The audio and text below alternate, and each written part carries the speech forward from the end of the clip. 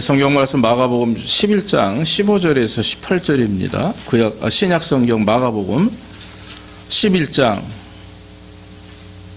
15절에서 18절, 제가 가진 성경으로 신약 73페이지가 됩니다.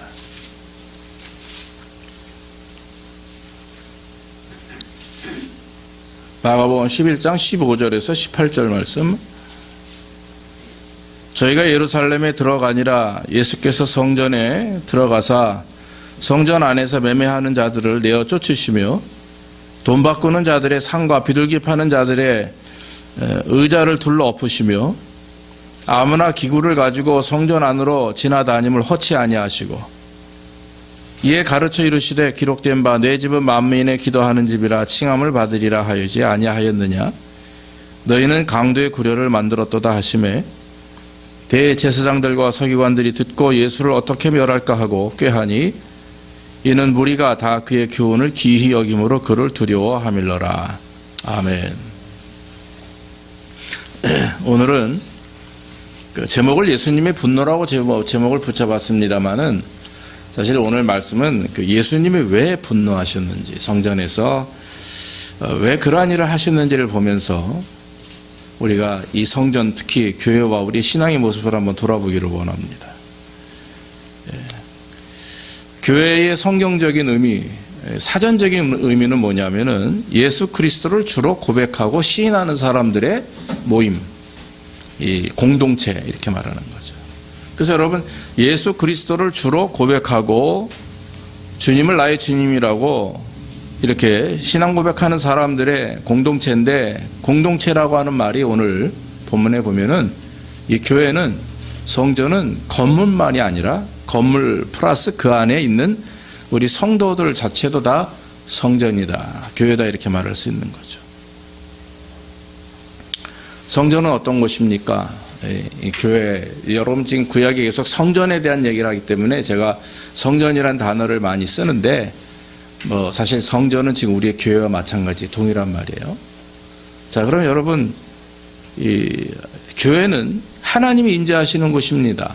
하나님이 우리 예배를 받으시는 곳. 현실의 교회, 지금 우리의 지금 현대사회 교회는 이런 건물 안에서 우리가 하나님을 예배하고 또 하나님의 임재를 갈망하고 또 그렇게 이루어지고 있습니다만, 구약은 더 아주 중요했죠. 그래서 구약은, 구약시대의 성전은, 이스라엘의 성전은 정말 온 백성들이 다 성전으로 절기 때마다, 예배 때마다 모이고, 그리고 그곳에서 하나님을 예배할 때 하나님이 임재하세요. 하나님이 구름 가운데, 영광 가운데, 빛 가운데 임재하시고, 그리고 그곳에서 이스라엘 백성들에게 은혜를 주시고 또 죄사함을 주시고 용서해 주시고 회복하시는 그런 역사가 있었죠. 구체적으로 여러분, 이스라엘 백성들이 가나안에 갈 때, 애굽에서 떠나서 가나안에 들어가는 그 40년의 광야 생활을 통해서 사막에서 하나님께서는 성막을 만들게 하셨어요. 성막. 근데 그 성막을 사람 모세에게 만들어라 이렇게 얘기한 게 아니라 아주 도면까지 세세하게, 크기까지, 사이즈까지 정확하게 말씀하시고 무슨 색깔의 어떤 물질로, 어떤 재료를 가지고 성막을 건축해야 되는지, 만들어야 되는지를 구체적으로 말씀하셨어요. 왜냐하면 하나님이 임재하시고 하나님이 받으시는, 예배를 받으시는 곳이기 때문에. 그러므로 하나님의 뜻에 맞게 하나님의 말씀대로 지어져야만 됐고, 모세와 이스라엘 백성들은 그것을 그대로 하나님의 말씀대로 성막을 지어서 늘 40년의 광야 생활 동안에 성막과 이스라엘 백성들이 하나가 되었다라고 하는 것을 우리가 알 수가 있습니다. 그러므로 여러분, 이 성전, 다시 말하면 오늘날 우리의 교회는 이와 같이 우리 생활의 중심이 돼야 돼요. 신앙의 중심이 돼야 되고, 또 하나님이 예배하는 장소이며 뿐만 아니라 성도의 교제와 특히 우리가 성전으로서 그리스도인, 즉 우리 안에 성령님이 임재하시고 역사하시면 그게 성전이거든요. 그러니까 우리가 교회 아닙니까? 우리가 밖에 나가서 사람들에게 보여질 때 우리를 통해 그리스도가 보여져야 되는 거죠. 그냥 인간의 아주 그 모든 밑바닥의 모습까지 말과 행동을 보이면서 우리가 나는 교인입니다, 나는 집사입니다, 안수 집사입니다, 장로입니다, 목사입니다 얘기할 수 없는 거죠. 그렇기 때문에 우리 안에서 하나님이 임재하시고 역사하실 수 있도록 우리는 최선을 다해서 거룩함을 유지해야 됩니다. 왜냐하면 구약에 하나님이 성막을 만드셨고 솔로몬을 통해서 성전을 만들고 또 다시 그 성전이 회파되자 나중에 스룹바벨과 에스라와 느헤미야와 이런 분들을 통해서 또 제2의 성전이 만들어지고 그랬단 말이죠. 오늘 본문에 나와 있는 이 제3의 성전 헤롯 성전은 조금 차원이 다릅니다. 뭐 어쨌든 오늘 말씀을 통해서 저와 여러분들이 이 교회 중심의 즉 성전의 예배와 우리의 신앙의 삶을 돌아보길 원하는데 오늘 성경 본문의 말씀을 보면은 고난주간 월요일날 있었던 일이에요. 예수님께서 이제 주일날 이제 그 돌아오는 금요일날 십자가에 달려 죽게 되셨는데 죽게 이제 되시죠. 그런 주일날 예루살렘 성에 나귀를 타고 새끼 어린 나귀를 타고 입성하시고 나서는 그리고 나서 이제 월요일날 다시 예루살렘 성으로 들어가시는데 들어가시는 입구에 무화과 나무가 풍성합니다. 아주 엄청나게 커요. 그런데 예수님이 시장하셨는지 가가지고 열매를 좀 볼까 봤더니 열매가 하나도 없어요. 잎만 무성합니다. 아주 잎은 기가 막히게 많았는데 열매가 없었어요. 그때 예수님께서 네가 다시는 열매를 맺지 못할 것이다 저주하셨어요. 그 다음날 보니까 무화과 나무가 아주 뿌리까지 말라 죽어 있습니다. 그때 예수님이 말씀하신 게 기도에 대한 말씀을 하셨어요. 마지막에 믿음으로 기도하는 자, 기도하고 하나님께 간구하는 자는 이 산을 들어서 저 바다에 던지우라 하려 될 것이다. 기도에 대한 말씀을 갑자기 하셨어요. 그거 뭐냐면 무화과 나무의 무성함을 보고 예수님께서 하시고자 했던 말씀은 이스라엘 백성들이 겉으로는 뭐 휘황찬란합니다. 형식적이고 막 전통적이고 율법적이어서 정말 번저로하게 신앙생활하는 것 같고 자기들이 선민이라 하나님이 선택하신 백성이다 하니까 그냥 그 영적 교만함 때문에 세상 사람들 특히 이방 사람들을 정말 개되지만도 못한 사람으로 그렇게 여겼어요. 그런데 예수님께서는 그것을 지적하시는 거거든요. 너네들이 아무리 선민이고 이스라엘 백성이고 뭐 율법에 의해서 뭐 전통적인 어떤 뭐 예배를 드리고 해도 그 모든 것들이 거짓되지 않았냐. 예수 그리스도가 하나님의 아들이심을 깨닫지도 못하고 핍박하고 잡아 죽이려고 하고 하는 그런 모습을 보면서 예수님께서는 분노하셨죠. 무화과 나무를 저주하신 이유는 바로 이스라엘을 향해서 외침입니다. 이스라엘이 회개하고 돌아오기를 원하시는 예수님의 마음이었죠. 그러면서 이제 예루살렘 성으로 이제 들어가서 쭉 가보니까 성전이 그 헤롯 성전이라고 기가 막히게 잘 지어진 성전이 있거든요. 그러니까 그동안에 솔로몬 성전과 스룹바벨 성전이 있었는데 그 성전들보다도 기가 막히게 잘 져놨어요. 들어가 보니까 성전 안에는 어떤 곳입니까? 예배하는 곳이에요. 예배하는 곳인데 그 성전 그림 하나 띄워주세요. 예배하는 곳인데 그 예배하는 곳에 여러분 여기서 저 왼쪽 여러분들이 보시기 오른쪽으로 볼 때 그게 이방인의 뜰이라고 하는 곳이 나오죠. 이렇게 까맣게 되어 있는 게 이제 돌로 성전을 크게 만든 것이고 우에서 이렇게 딱 자른 그 도면 아닙니까? 지금 일어난 이 막 비둘기 팔고 돈 바꾸고 일어난 일들은 예수님이 화를 내고 분노하신 이유는 이방인의 뜰에서 하시는 일이에요. 자, 그건 이방인들, 이 성전이라고 하는 그 교회 건물 안에 저 바깥엔 이방인들만 올 수 있어요. 왜냐하면 유대인이 아니면 이 성전에 들어올 수가 없습니다. 자, 성전으로 입고 들어오는 길이 있죠? 이방인들은 더 이상 들어오지 못합니다. 그런데 여인들의 뜰, 여인들의 뜰은 유대 여인들을 말하는 거예요. 유대 여인들은 들어올 수 있고, 그 다음에 여인들을 거기까지만이요. 그 중간에 이제 여기, 또 문을 통해서 이스라엘의 뜰이 있어요. 그건 뭐냐면 이스라엘 유대 남자들만 올 수 있는 겁니다. 이스라엘 남자들만. 그리고 사제들의 뜰이 있죠. 제사장들과 성소가 있고 지성소가 있는 건데 여기는 대제사장만이 출입할 수 있는 곳이고 지성소는 하나님의 법궤, 하나님의 법궤 있죠. 법궤. 그 안에 만나가 든다 항아리, 아론의 쌍난 지팡이, 그 다음에 모세의 십계명 이게 들어있는 항아리가 있는 즉 하나님의 임재를 상징하는 지성소가 있어요. 그 지성소 안에 법궤를 가지고 이스라엘에 계속 그거를 운반하면서 광야 생활을 했던 거죠. 근데 이와 같이 성전에 들어가려면 단계가 필요합니다. 근데 지금 오늘 일어나는 막 장사 비둘기 팔고 돈을 바꾸고, 예? 그러면서 거의 성전 이방인의 뜰이 시장 바닥보다 더 아주 더럽고 아주 그 추악한 것이 됐는데, 일어났던 일이 바로 그 이방인의 뜰에서 일어난 일입니다. 예수님께서 성전 안으로 들어가시지도 못하고 이방인의 뜰 앞에서 거기서 이제 이런 모습을 보시면서 분노하셨고, 그들의 상을 다 엎으시고 그리고 내어 쫓으셨죠. 그러면서 너희가 어찌하여 강도의 구려를 만드느냐, 이렇게 난잡하게 아주 혼잡하게 시장바닥을 만들어 놨느냐. 내 집은 만민이 기도하는 집이다. 즉 성전은 하나님과 온 이스라엘 백성들이 만나는 곳이고, 하나님의 백성들이, 즉 하나님을 믿는 성도들이 모여서 하나님 앞에 기도하는 집 아니냐 하는 말입니다. 여러분, 이 성전은 지금 헤롯 성전인데, 사실 BC 한 950에서 1000년경에 솔로몬이 성전을 하나 만들었어요. 그래서 하나님께 바쳤습니다. 솔로몬의 아버지가 다윗 아닙니까? 다윗 왕인데, 다윗 왕은 하나님께 성전을 바치길 원했어요. 그런데 다윗 왕이 피를 많이 흘렸잖아요.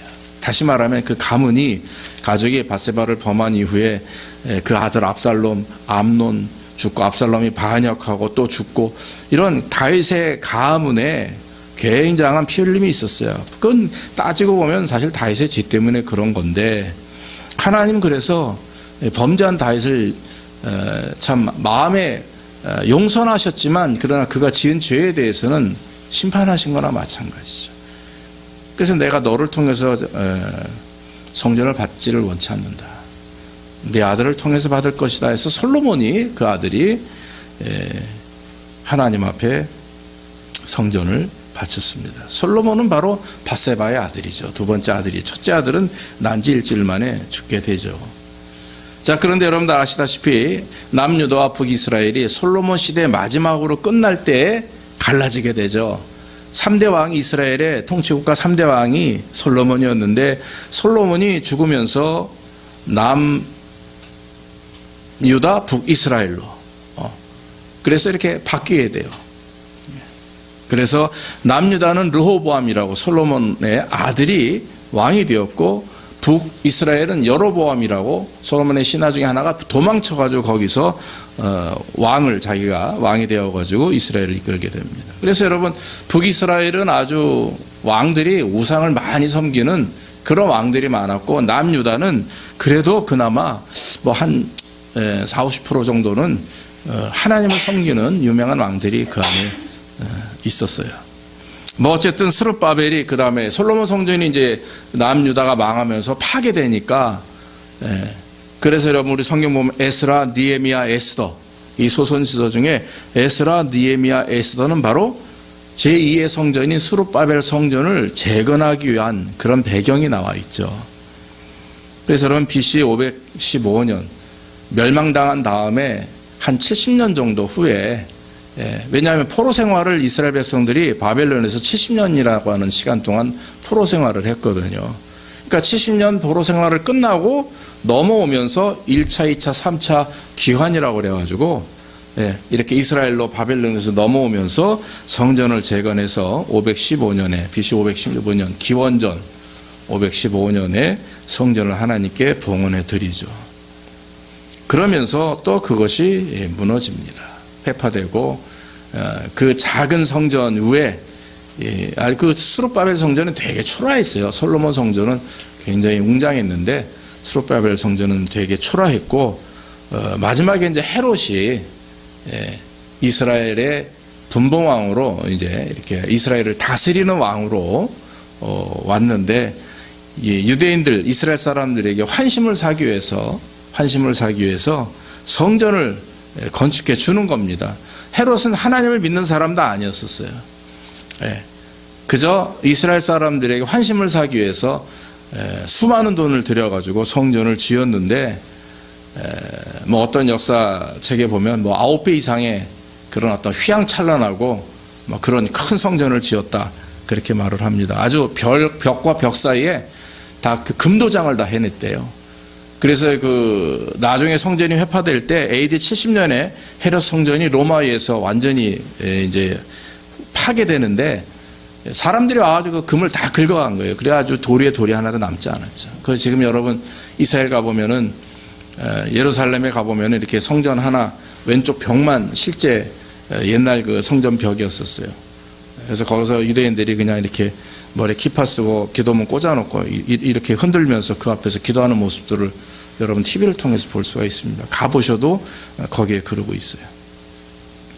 이렇게 성전은 이스라엘에 3개의 성전이 크게 이렇게 역사적으로 남아 있었는데 오늘 예수님이 분노하셨고 또 이렇게 사람들이 뭐 비둘기로 팔고 또 돈을 바꾸고 했던 장소는 바로 헤롯 성전.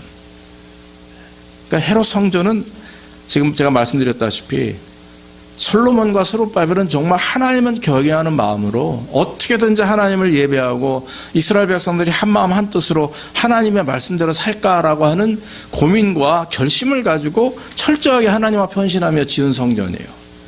그런데 헤롯 성전은 뭡니까? 그와는 관계없는 어느 날 갑자기 로마 사람 중에 하나 와가지고 왕이 된 다음에 거기에다가 성전을 유대인들의 이스라엘 백성들의 환심을 사기 위해서 성전을 돈으로 주어줬어요.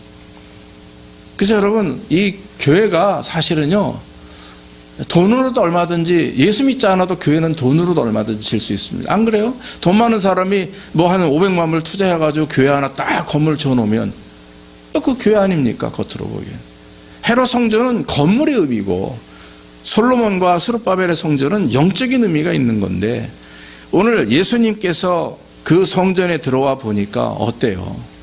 이미 이스라엘 백성들 자체가 하나님을 온전히 예배하겠다라고 하는 마음이 이미 없죠. 그저 형식적인 그동안의 그런 대대로 내려오는 그런 전통과 습관에 얽매여서 그냥 종교 생활하는 거예요. 종교 생활. 이렇게 하지 않으면 벌 받을 것 같으니까 율법을 지키지 않으면 조상 때부터 아버지부터 어머님부터 율법을 지켜서 살아야만 된다고 했으니까 그래서 여러분 신앙생활이 이와 같이 종교적인 습관에 의한 신앙생활에 되면 전혀 변화가 없습니다. 전혀 하나님의 임재를 경험할 수가 없는 거죠.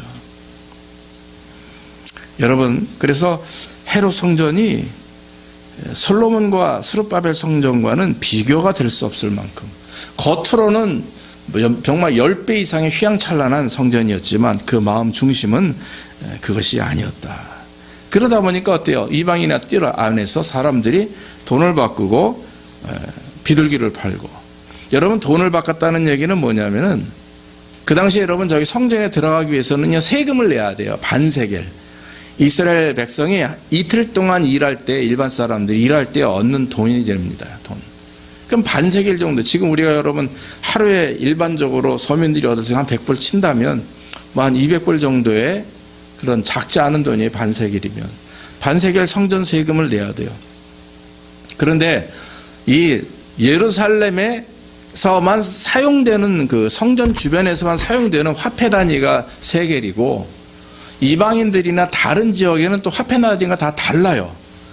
그런데 꼭 세겔로 바꿔서 세금을 내야 돼요. 그럼 그걸 바꾸면 세금도 내고 헌금도 할 수 있는 거거든요. 모아서 물건도 살 수가 있을 거고. 그러니까 사람들이 저 둘루스에 있거나 저 아래 뭐 일본에 있는 사람들이 수완이에 와가지고 수완이 화폐에 따라 바꿔야 되듯이 이 이방 사람들이 성전의 세금을 내기 위해서 세겔로 바꾸는데 돈 바꿀 때 그냥 이렇게 바꿔만 주면 좋은데 여러분 거기에 따르는 어떤 더 웃돈을 받는 거죠. 웃돈을. 그래서 어느 그 주석에 보니까 1년 동안에 그 이런 헤롯 성전에서 그 당시에 이 세금을 받아낸 거 한 11만 불 정도 된대요. 현대 따져보면 한 11만 불 정도 되고 9천 파운드라고 하니까 제가 환산해 보니까 11만 불 정도 가까이 되고 그 다음에 이 웃돈을 받아 챙기는 사람들 있죠. 그래서 웃돈을 따져보니까 한 2만 불 정도 이상이 되더라고요. 그러니까 거의 20% 정도는 이 사람들이 그냥 먹는 거예요. 뭐 자기만 먹냐? 그게 아니죠. 제사장들과 이 성전에서 일하는 사람들과 결탁해가지고 이렇게 돈을 빼돌리는 거예요. 원래 율법적으로는 구약의 법에 의해서는 이렇게 돈을 바꿔서 세겔로 헌금하는 거 맞습니다. 세금 내는 거 맞는데 그냥 바꿔주면 좋은데 거기에 지나치게 세속적인 욕심이 교회 안에 자꾸 들어온 거예요. 그러니까 성전 안에 세상적인 방법을 통해서 돈을 벌려고 하는 사람들이 자꾸 늘어나는 거죠. 비둘기 파는 것도 마찬가지입니다. 자, 일반 사람들이 와가지고 이제 양이나 이런 것들을 재물을 바치려고 갖고 오잖아요. 그러면 열심히 1년 동안 잘 이렇게 키워서 양을 가지고 오면 그것을 이제 이렇게 판단하는 분이 그 레위지파 중에 어떤 판단하는 사람이 그것을 보고 오케이 통과하면 그걸 갖다 하나님 앞에 드릴 수가 있는데 상처가 났거나 문제가 있거나 병들었거나 그러면 제물로 못 바쳐요. 그러면은 이건 안 돼. 그럼 어떻게 하면 좋겠습니까? 그럼 여기 좋은 그 제물로 할 수 있는 게 있으니까 그럼 이거로 바꿔라 해서 뭐 돈을 주든지 해서 바꾸겠죠. 이렇게 해서 절차를 밟으면 좋은데 또 이 비둘기 파는 사람들에 의한 건 또 뭐냐면 더 심하게. 그러니까 한마디로 좋은 것을 갖고 왔음에도 불구하고 노해버립니다. 그리고 웃돈을 많이 줘가지고 아주 나쁜 거를. 그러니까 이렇게 장사하는 마음, 즉 다시 말하면 이익을 찾는 사람들이 많아졌다라고 하는 거죠. 원래 있었지만 그 방법을 세상적인 욕심이 들어간 사람들에 의해서 결국 더 그것이 교회 안에 문란해지고 아주 시장바닥이 되었고, 그 생각을 해보세요 여러분. 이방인의 뜰에 많은 짐승들을 가지고 왔으니 걔네들의 배설물 얼마나 많아요. 이방인의 뜰이라고 하는 것은 이방 사람들이 하나님 앞에 나와서 기도하는 장소예요. 거기가 기도하는 예배처입니다. 거기도 성전이에요. 그런데 장사치들과 짐승들로 인해서 완전히 그냥 엉망진창이 되고 막 똥오줌이 그냥 사방에 있고 물건을 파는 사람들이 막 등에다 물건을 메고 지나가고, 어떤 그 영화를 보다 보니까 그 예수님에 대한 그 영화를 내용을 보다 보니까 그 장면을 설명할 때 거기에 물통을 든 사람이 막 지나가고 양쪽에서 소리를 빨락빨락 물건을 판다고 소리 지르고 그러는 모습들이 꼭 우리나라 옛날에 남대문 시장 같이 그런 모습으로 딱 이렇게 장면을 묘사했어요. 그래서 맞아, 저 정도보다도 더 심했을 것이다, 그렇게 생각이 저는 되더라고요. 자, 성전입니다. 성전 안에 완전히 시장바닥이 됐어요. 예수님은 강도의 구릴이라고 표현을 했습니다. 그러면서 하시는 말씀이 내 집은 기도하는 집이다. 만민이 기도하는 집이다. 이스라엘 너희들만 기도하는 집이 아니에요. 만민, 모든 사람들이 하나님의 전에 와서 기도할 수 있음에도 불구하고 너희가 왜 구별하고 차별하며 그렇게 강도의 구려를 만드느냐 하는 거죠. 그래서 여러분, 오늘 본문의 내용을 보면서 예수님이 분노할 수밖에 없습니다. 이유는 성전이 더럽혀졌기 때문에 그래요. 여러분, 성전의 원래 목적은, 교회 목적은 예배하는 곳입니다. 만약에 우리 교회에 여기서 계속 물건을 팔고 막 사람들이 와서 돈을 바꾸고 뭐 어쩌고저쩌고 하면 이게 무슨 교회입니까?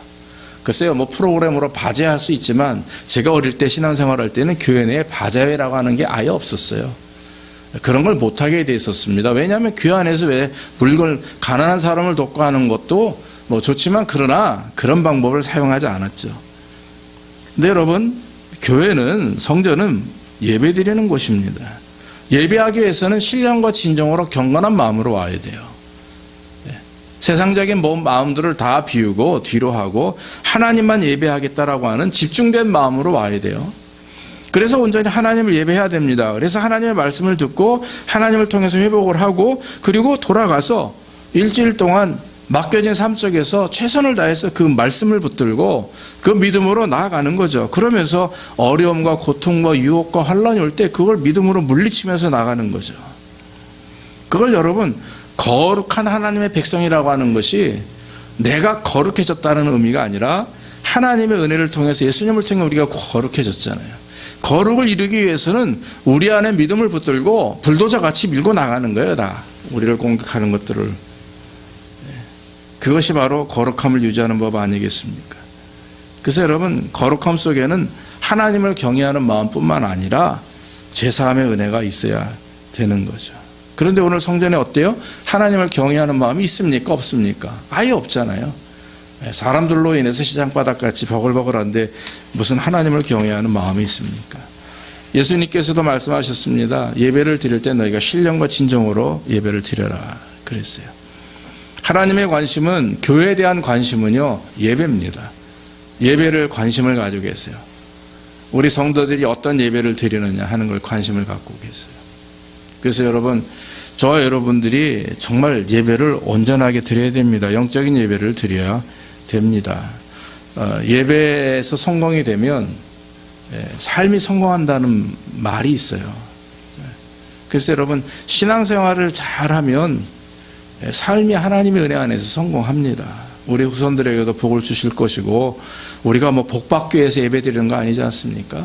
제일 먼저 우선순위로 하나님을 잘 예배할 때 하나님 주신 은혜를 우리는 경험하게 되는 것이죠. 근데 예배와 멀어지고 하나님과 멀어지다 보면 영적인 그 민감함이 깨지게 돼요. 그래서 내 삶 속에서 경험하는 모든 일들로 인해서 스스로 낙심하게 되고, 하나님과 나의 교통의 관계가 깨어지게 되니까 하나님께서 자꾸 사인을 주셔도 깨닫지 못하고 그저 그냥 내 삶에 푹 빠져서 고통하고 한숨 쉴 수밖에 없는 문제죠. 그래서 여러분, 우리 인생이 경험하는 모든 문제를 해결할 수 있는 방법은 한 가지, 예배를 다시 회복하는 거예요. 다시 말하면 하나님과 나의 바른 관계를 바로 다시 유지하는 것입니다. 그럴 때 여러분들의 문제는 사라지게 될 줄로 믿습니다. 그래서 여러분, 교회들이 뭐 작은 교회든 큰 교회든 성도들이 많이 모이면 모일수록, 또 적으면 적더라도 중요한 것은 가장 핵심적인 부분이 예배 중심의 교회가 돼야 된다. 프로그램도 많고 뭐 성도들을 위한 여러 가지 참 아이들을 위한 모든 것이 많아도 좋지만, 그러나 여러분, 잘못하면 교회가 예배처가 아니라 행사하는 곳, 사람들에게 기쁨을 주는 곳, 위로를 주는 곳으로만 전락할 수가 있어요. 교회는 당연히 성도님들에게 위로를 줘야죠. 그러나 하나님의 말씀을 통해서 위로를 주는 거예요. 여러분들이 어떤 교회 안에서 교제라든지 아니면 섬김이라든지 이런 것을 통해서 서로 간의 관계를 통해서 위로를 받으려고 하는 게 아니고, 하나님의 말씀을 통해서, 예배를 통해서 우리가 위로를 받고 그 하나님 앞에 감사하는 그런 삶을 살 때 우리의 신앙이 오래 갑니다. 계속해서 꾸준해져요. 사람이나 관계나 이런 것을 통해서 위로를 갖다 보면 그것이 깨어지면 하루아침에, 여러분 아시잖아요. 우리도 교회 안에서도 죽자 사자 서로 못 살겠다 하고 서로 좋아하다가 무슨 문제가 아주 탁 틀어지면 원수가 돼요. 저 이런 모습 많이 봤습니다.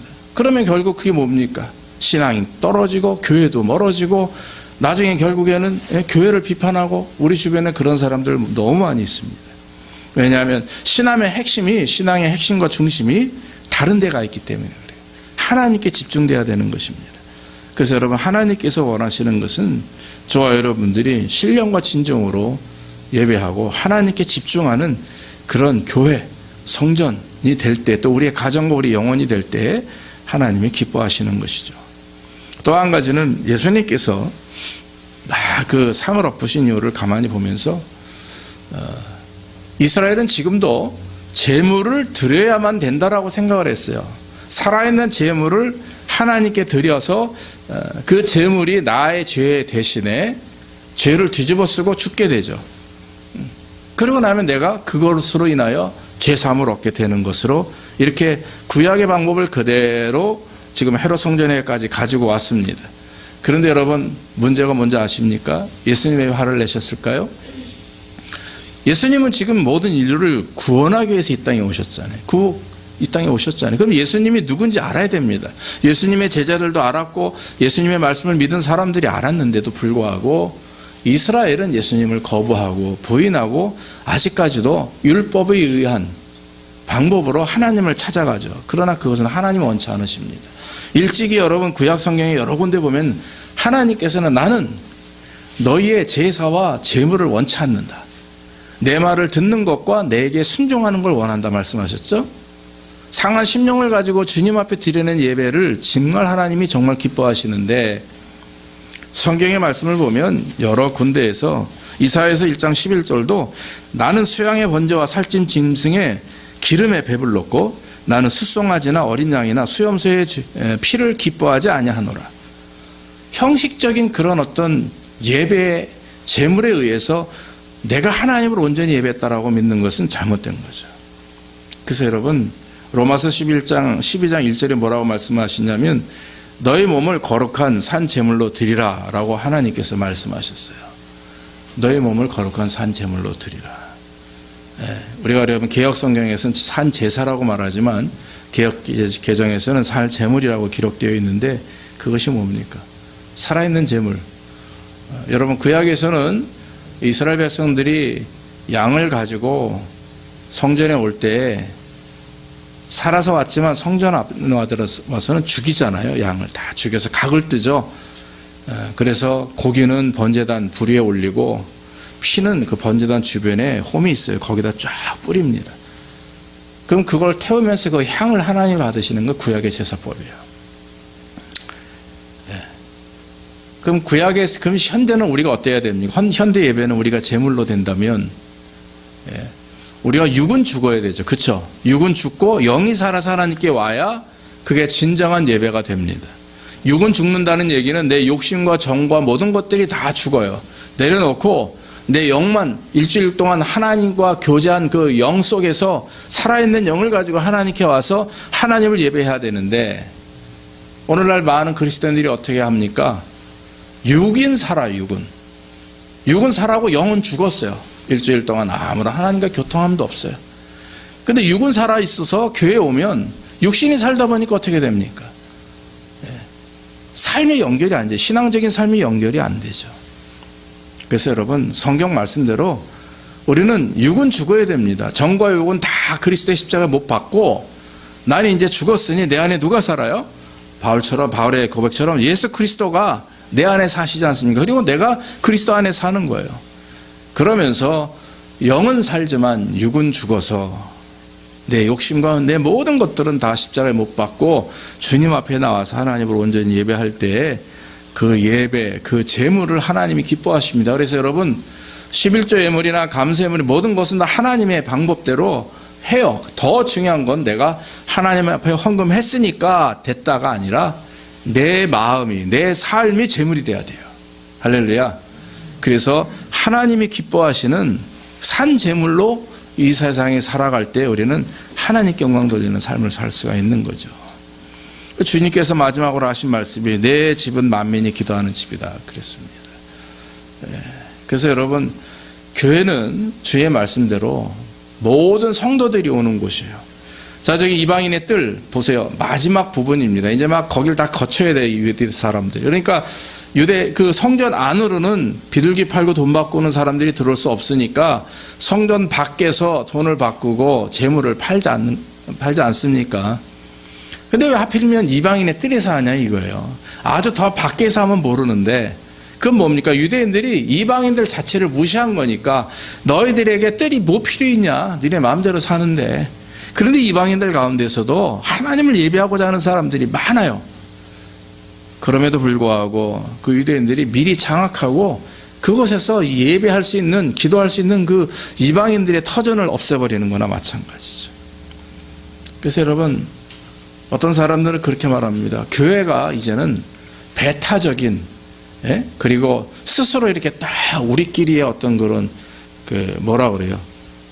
그런 것들을 다 버려야 된다. 남은 배타하고 나는 옳고 다른 사람을 틀리다라고 하는 것, 이런 모든 것들은 바꿔야 된다. 여러분 우리가 정확하게 서야 될 것은 비성경적인 것, 뭐 동성연애를 한다든지 뭐 트랜스젠더라든지 뭐 이런 부분들에 대해서는 우리가 단호하게 맞서야죠. 비성경적이니까. 비윤리적인 것, 이런 부분들에 대해서는 하나님의 말씀이 아니고 하나님께서 말씀하신 윤리적인 그런 방법이 아니면 당연히 맞서서 싸워서 바꿔야죠. 그러나 그렇지 않은 것에 대해서는 우리가 서로 타협하는 거예요. 뭐 예를 들어 우리가 잘 말씀드리잖아요. 제가 가끔 피아노가 오른쪽에 있는지 왼쪽에 있는지 그게 무슨 상관입니까? 카펫이 빨간색인지 파란색인지 무슨 상관이에요? 그래서 여러분 어느 미국 교회는 한쪽은 빨간색 카펫이 한쪽은 파란색이라지 않습니까? 십자가의 보혈을 강조하는 데는 빨간 거, 부활과 영생을 강조하는 데는 파란 거. 그런 거 볼 때 아직도 교회 성도들이 너무 지나치게 내가 가지고 있는 신앙적인 틀에 입각해서 하나님을 섬기고 교회를 섬기고 성도를 바라보는 그 눈 때문에 결국에는 큰 문제가 된다라고 하는 것입니다. 여러분 교회는 오픈돼야 돼요. 그래서 모든 사람들이 하나님을 영접할 수 있는 장소가 돼야 되고 모든 사람들이 기도할 수 있는 장소가 교회가 돼야 됩니다. 그래서 여러분, 저와 여러분들의 교회는 정말 첫째는 신령과 진정으로 거룩함으로 예배드리고 두 번째는 정말 우리의 재물, 예물, 가지고 오는 물질보다도 그 위에 우리의 마음과 정성과 우리 자신이 재물이 돼야 되는 모습으로 하나님께 예배 드릴 때 우리 교회의 예배 또 우리의 모든 신앙적인 부분들이 하나님께 영광 돌리고 복을 받게 될 줄로 믿습니다. 모쪼록 이런 우리의 교회와 신앙생활 되기를 주의 이름으로 축원합니다. 기도하겠습니다. 아버지 하나님 감사합니다. 오늘도 부족한 종에게 귀한 말씀을 증거할 수 있도록 인도하시니 감사하고 하나님 우리가 정말 성전이 우리 생활의 중심이 되게 하시고 우리가 하나님 참으로 예수 그리스도를 모시는 성령을 모시는 모든 분들이 다 하나님의 성전일진데 거룩한 성전 될 수 있도록 인도해 주옵소서. 그래서 어디에 있든 일터에 있든 집에 있든 가정에 있든 교회에 있든 정말 하나님 성령 충만한 자로 부끄러움 당하지 않도록 인도하시고 거룩한 주의 백성으로 남들에게 본이 되며 하나님께 영광되게 하시며 또 우리의 예배와 우리의 예물과 또 우리의 기도가 늘 주님이 기뻐하는 그런 모습이 될 수 있도록 주께서 우리를 정결케 하시고 특별하게 인도해 주시옵소서. 우리 사랑하는 제자교회를 붙들어 주시고 우리 교회를 통해 하나님의 큰 영광이 드러나게 하시며 마지막 때 거룩하게 주님 앞에 쓰임받는 그런 하나님의 귀한 교회로 세워 주옵소서. 감사하고 예수님의 이름으로 기도하옵나이다.